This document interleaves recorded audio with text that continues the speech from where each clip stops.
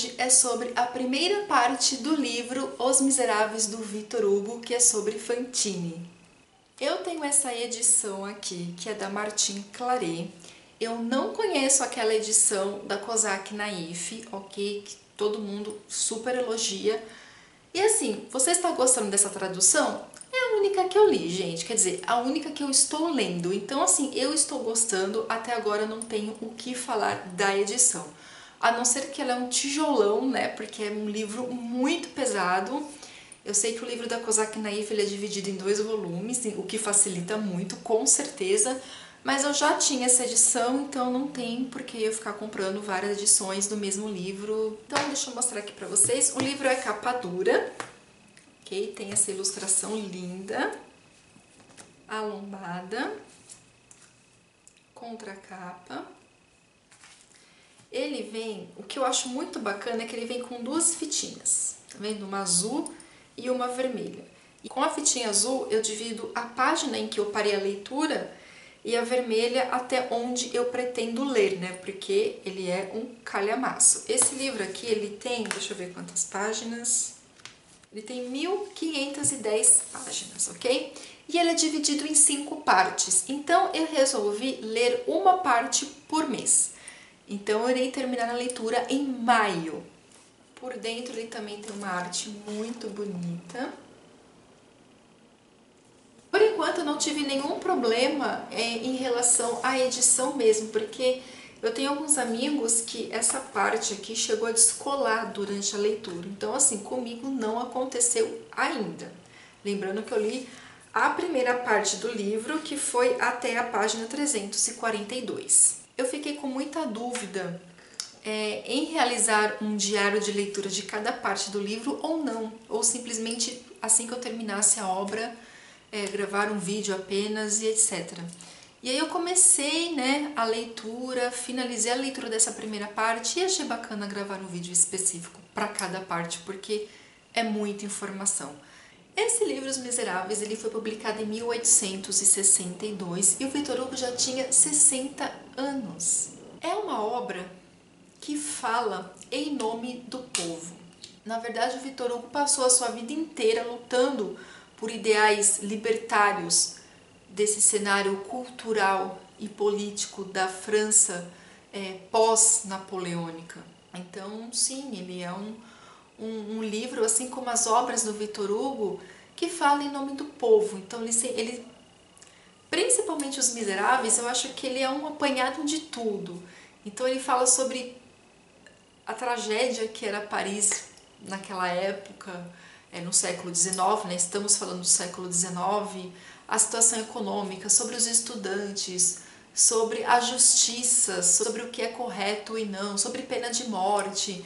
Então ele fala sobre os diversos problemas socioeconômicos nesse livro, Os Miseráveis.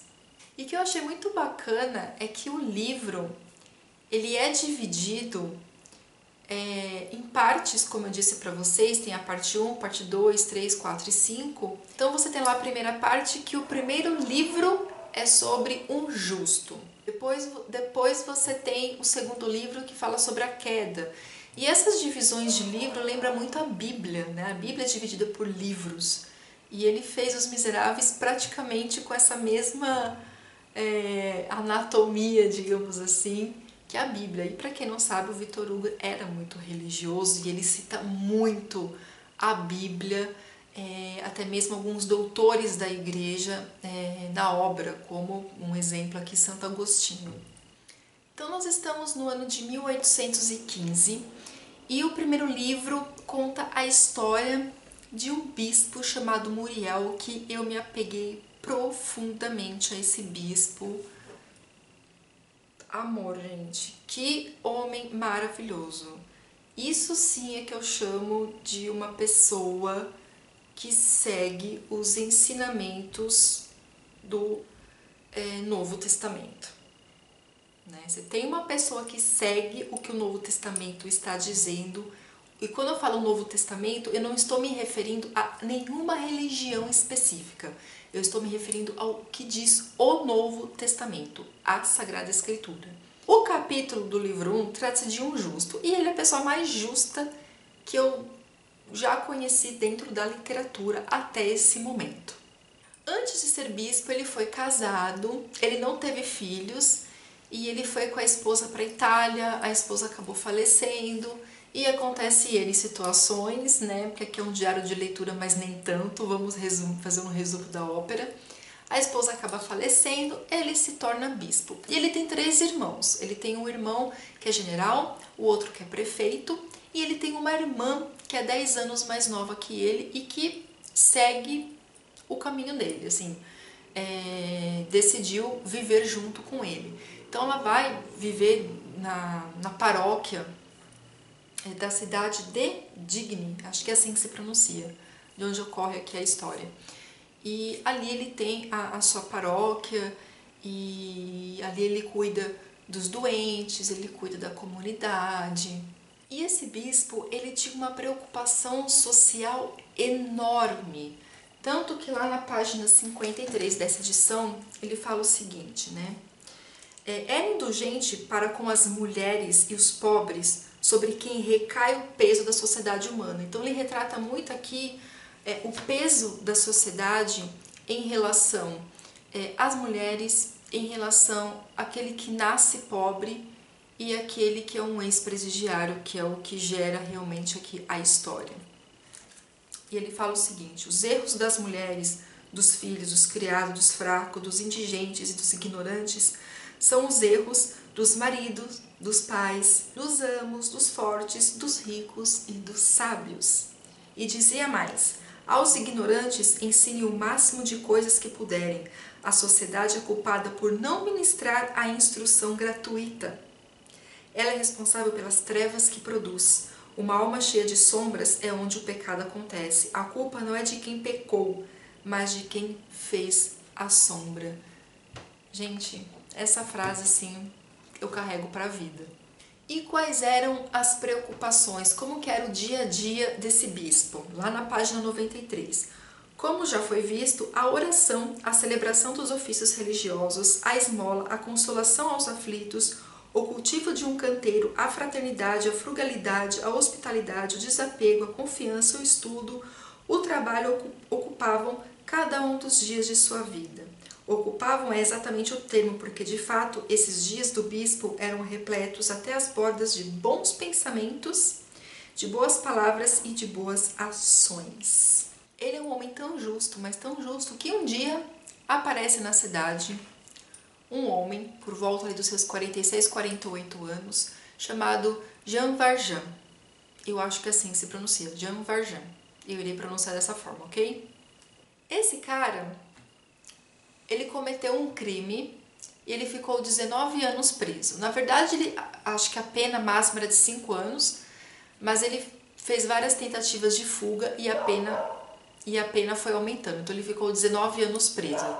E qual foi o crime que esse homem cometeu? Ele apenas roubou um pão para sustentar os sobrinhos da irmã viúva. Básico, tá? E o que acontecia? Esse cara, ele cumpriu seus 19 anos de prisão, só que ele tinha o passaporte amarelo, ou seja, ele era um ex-presidiário e a sociedade caiu em cima dele. Então ninguém, depois que ele saiu da prisão, ninguém dava nenhum tipo de assistência para ele, o que acontece até hoje, né? Ah, você é um ex-presidiário, você não presta, né? Então ele não tinha trabalho, não tinha dinheiro, ele era um indigente.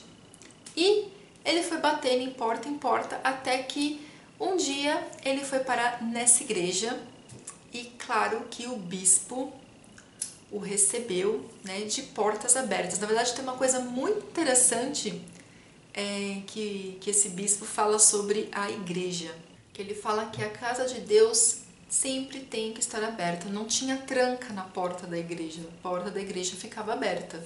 Então não importa quem batesse ali, era a casa de Deus, não era a casa do bispo. O Jean Valjean ficou assim, chocado por ter sido recebido pelo bispo. O bispo colocou uma mesa para ele jantar, arrumou uma cama para ele dormir. E o que acontece? Na noite em que o Jean Valjean estava dormindo ali, ele roubou a prataria do padre, quer dizer, a prataria da igreja, que na verdade tem toda uma história sobre essa prata que é só vocês lendo. E enfim, ele fugiu, ele saiu, né, roubou essa prata, fugiu. Só que a polícia acabou pegando e levou ele de volta para a igreja, né?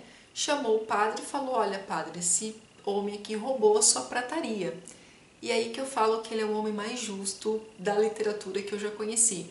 Porque ele simplesmente, ele sabia, né, que o Jean Valjean havia roubado a prataria.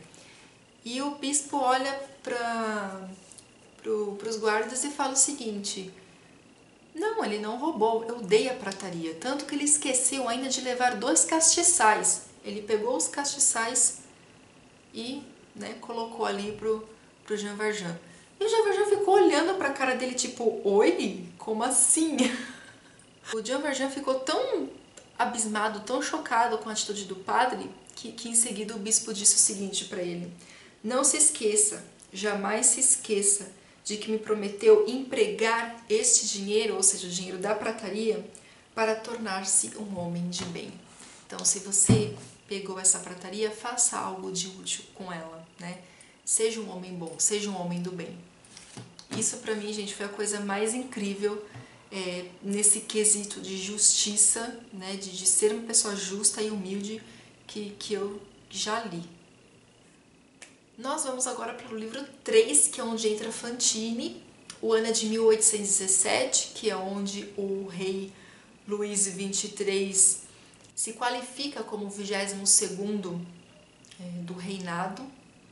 E aqui você tem toda uma história desse ano de 1817, né? O que foi esse ano, principalmente em relação à questão econômica, cultural, político e etc.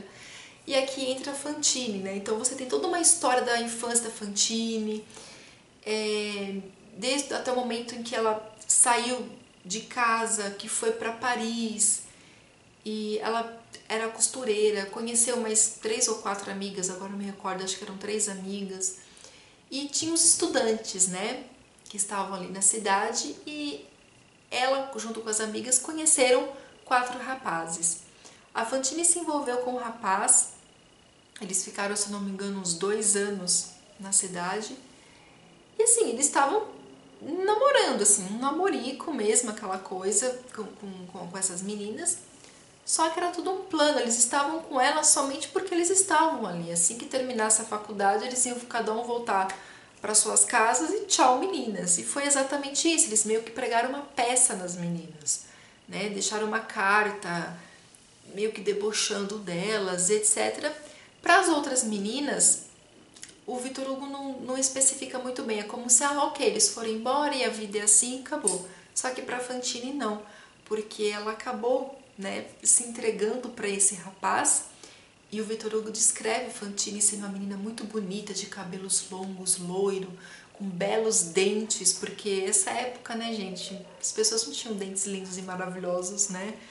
Dentista não era uma coisa assim nessa época, então ela já tinha essa beleza, e ela era uma menina muito justa, uma menina muito recatada. Simples, mas muito discreta, muito recatada, muito bondosa, e por uma inocência acabou se entregando para esse rapaz. E acontece que ela ficou grávida, né? E quando ele foi embora, ela estava grávida. E aí começa toda a história da Fantine, que é uma mãe solteira em 1817. Fantine escreveu algumas cartas, na verdade ela não escreveu, porque ela não sabia ler e nem escrever.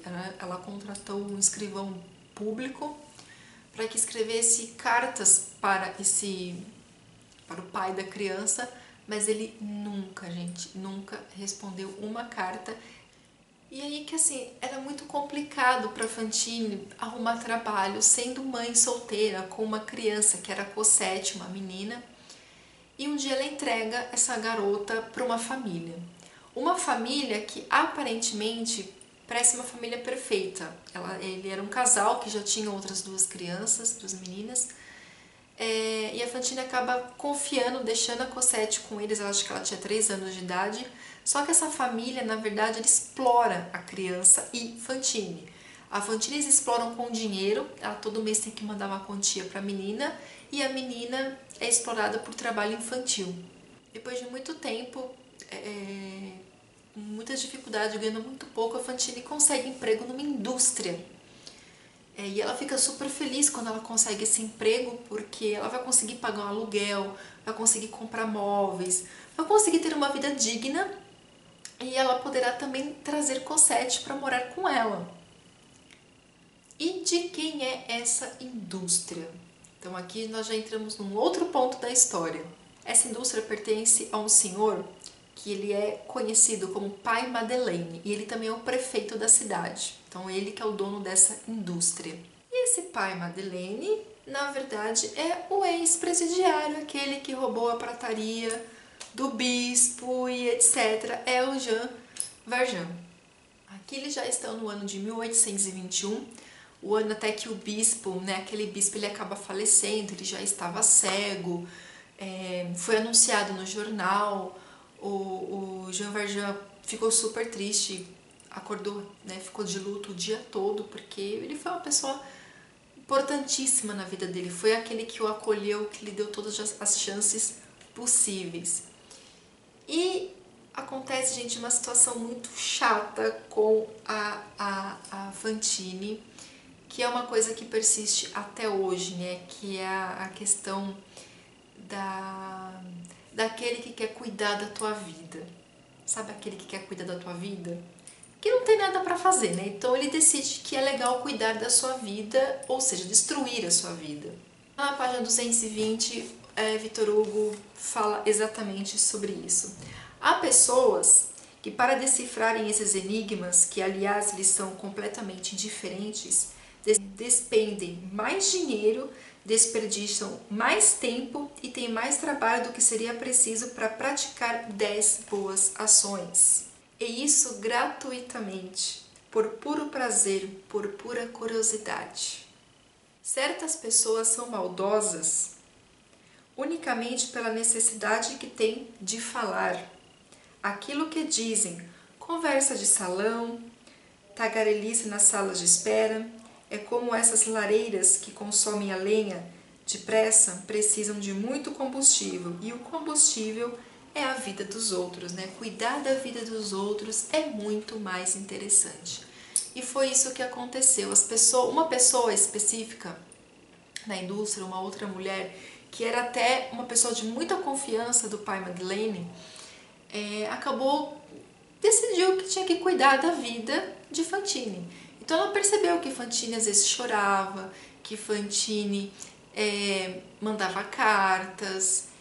Enfim, gente, essa mulher descobriu que Fantine era mãe solteira, espalhou isso para a fábrica inteira e Fantine foi mandada embora.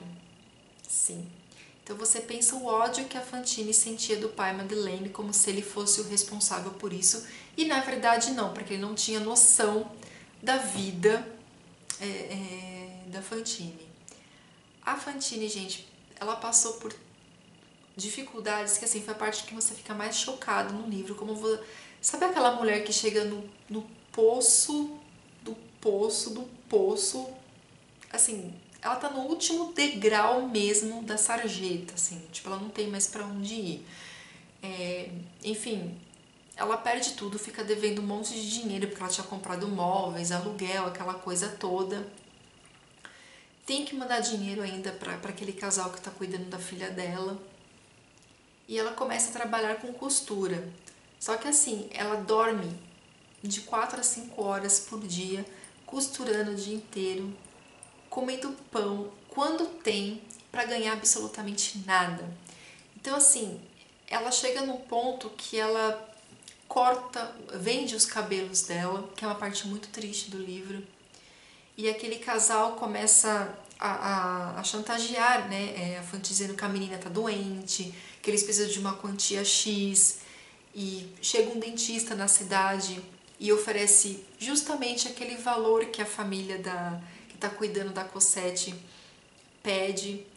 E esse dentista acha muito bonitos os 2 dentes da frente dela e ela acaba extraindo os dentes para ganhar esse dinheiro. Então uma mulher que era tão linda, tão bem cuidada, corta os cabelos, que é a beleza da mulher, né? Geralmente dizem que a beleza da mulher está nos cabelos, eu não tenho muita dúvida disso. Vai extraindo os 2 dentes da frente. E assim, chega no ponto que ela acaba virando prostituta para poder se manter. E nessa de virar prostituta, ela começa a beber e, enfim, ela vai parar na prisão. Ela vai parar na prisão e ali na prisão ela acaba conhecendo o pai Madeleine, e que ele escutou toda a história dela lá contando pro investigador ali, que também tem toda uma história desse investigador. E o pai Madeleine acaba pedindo para soltá-la, porque ele é o prefeito da cidade.